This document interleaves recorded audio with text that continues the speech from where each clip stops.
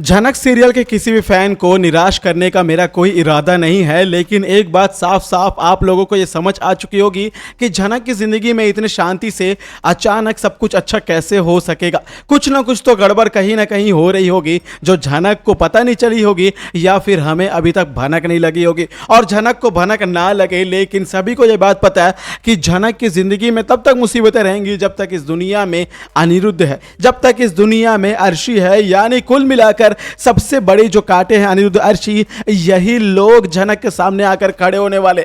स्वागत है आप सभी का टाइम्स ऑफ मीडिया में और मैं वेणु कुमार झनक से जुड़े एक और अपडेट को आप सभी के सामने पेश करने जा रहा हूं, जहां पर आज के एपिसोड में हमें देखने को मिला कि झनक को अपने सपने को पूरा करने के लिए एक मंच मिल चुका है। झनक अपने सपनों के एक कदम बढ़ाते हुए अपने मौके को बुनने ही जा रही है, जहां पर झनक के टैलेंट को गुरुजी ने देख लिया।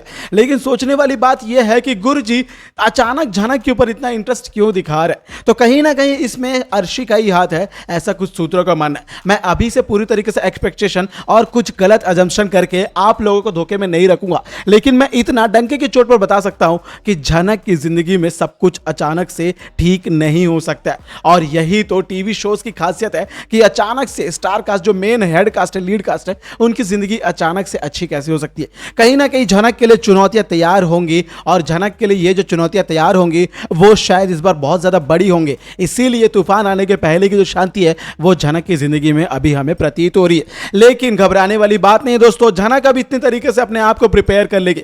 झनक हर एक बाधा को अपने सामने जूझने के लिए या फिर वो कह के उनका सामना करने के लिए अपने आप को गढ़ रही है। और झनक को पता है कि अब आगे की जिंदगी कैसे बितानी है। आज तक झनक के ऊपर किसी न किसी का हाथ जरूर था, जैसे अनिरुद्ध सर का या घर वालों का, किसी का भी। लेकिन अब झनक खुद के दम पर अपने एक नए शहर में अपनी एक नई दुनिया को बसाने जा रही है, जहां पर उसे कई सारे अपने नए स्ट्रगल्स को फेस करना। यानी कुल मिलाकर झनक अब अपने आप को गढ़ रही है और इतना कड़ा गढ़ेगी कि अब झनक ना किसी भी मुसीबत का सामना डट कर सकती है। और वहीं दूसरी तरफ यह कहना गलत नहीं होगा दोस्तों कि झनक को एक बात समझ आ चुकी है कि अब अनिरुद्ध सर वापस आ जाए, अर्शी वापस आ जाए, वो अपने सपने की ओर बढ़ते हुए अपने कदम को नहीं रोकेगी।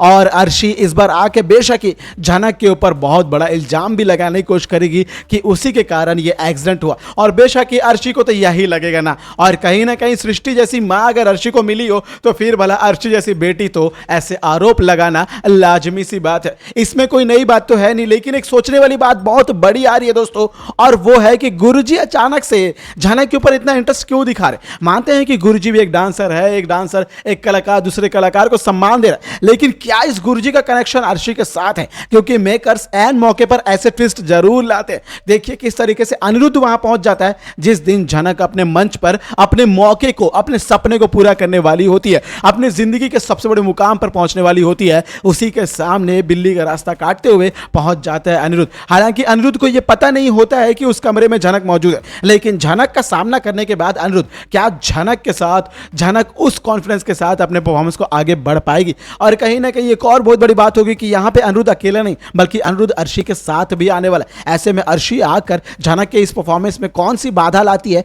यह देखना बड़ा दिलचस्प होगा। लेकिन एक बात तय है दोस्तों कि इस बार झनक को उसका सपना पूरा करने से कोई नहीं रोक सकता।